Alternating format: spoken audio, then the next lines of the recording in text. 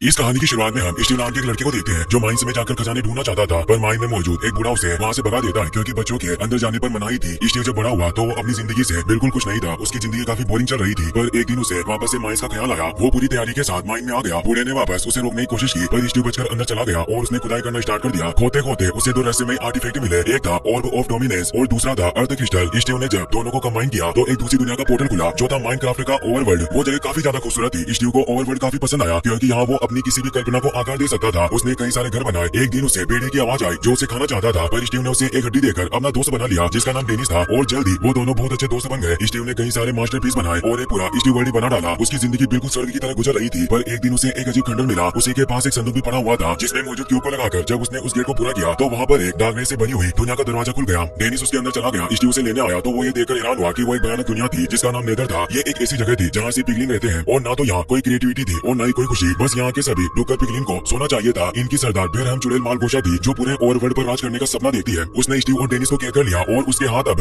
ऑर्ब of dominance लग चुका था जिससे वो अपना सपना पूरा कर सकती है क्योंकि वो ब्रह्मांड का सबसे ताकतवर क्यूब शेप का एक गोला था। वो अपने सभी डुक्करों को बताती है कि इस ऑर्ब की मदद से हम पूरे ओवरवर्ल्ड को नर्क में तब्दील कर देंगे और वहाँ का सारा सोना हासिल कर लेंगे। स्टीव ऐसा कभी भी नहीं होने देना चाहता था। डेनिस ने चालाकी से तहखाने की चाबी चुरा ली। स्टीव ने चालाकी से ऑर्ब का गोला चुरा लिया, पर मालगोशा को इसका पता चल गया। उसके सभी डुक्कर स्टीव के पीछे आ रहे थे, इसीलिए स्टीव ने डेनिस को उस ऑर्ब को ठिकाने लगाने का काम दिया और उसे वहाँ से भगा दिया। डेनिस का बेल्ट रास्ते में गिर गया था, पर वो रुका नहीं और भागते हुए इंसानी दुनिया में आकर स्टीव के घर पर पहुंचा जहाँ उसने ऑर्ब और अर्थ क्रिस्टल को उसके पेट के नीचे छिपा दिया। उस क्रिस्टल और ऑर्ब के अलग होते ही अर्थ का पोर्टल बंद हो गया जिससे डेनिस भी अब वापस नहीं जा सकता था और इंसानी दुनिया में फंस गया। अब ओवरवर्ल्ड सेफ था क्योंकि जब तक मालगोशा के हाथ वो ऑर्ब नहीं लगेगा वो ओवरवर्ल्ड का कुछ नहीं बिगाड़ सकती। अब हमें गैरेट नाम के एक आदमी को दिखाया जाता है जो इडाओ के चुगल्स में द ओवरवर्ल्ड नाम का एक वीडियो गेम स्टोर चलाता है। गैरेट 90 के दशक में एक फेमस वीडियो गेम चैंपियन था। उसका एक कचरा पछाड़ मुंह काफी फेमस हुआ जिससे उसका नाम द गार्बेज मैन पड़ा और उसे काफी फेम और पैसे मिले, पर अब वो नाकारा और मोटे इंसान के सिवा कुछ नहीं रहा। उसके वीडियो गेम स्टोर पर कोई नहीं आता। उसके लिए आज एक एविक्शन नोटिस आता है क्योंकि उसने इस जगह का काफी वक्त से किराया नहीं भरा था। गैरेट परेशान था। उसे अब एक ऐसी चीज की तलाश थी जिससे वो वापस फेमस हो जाए। वो एक स्टोरेज ऑक्शन में आता है जहाँ वो ट्रेड से मिलता है जो इस ऑक्शन को चलाया करता था। वो बताता है कि मैं जिस ब्रोकर के सामान की बोली लगाने वाला हूँ उसमें तुम्हारे काम की एक खास चीज है जो 1987 की अटारी कॉस्मोस गेम है। गैरेट इससे खुश हो गया। वो सबसे ज्यादा $900 की बोली लगाकर उस स्टोरेज को खरीद लेता है, पर जब उसे कॉस्मोस बॉक्स को देखता है तो उसमें गेम नहीं होती और कुछ चीजें रखी होती है। इनमें वो ऑर्ब और अर्थ क्रिस्टल भी होता है, पर गेम न होने से गैरेट काफी दुखी होता है क्योंकि अब अपनी जिंदगी में हारता ही जा रहा था।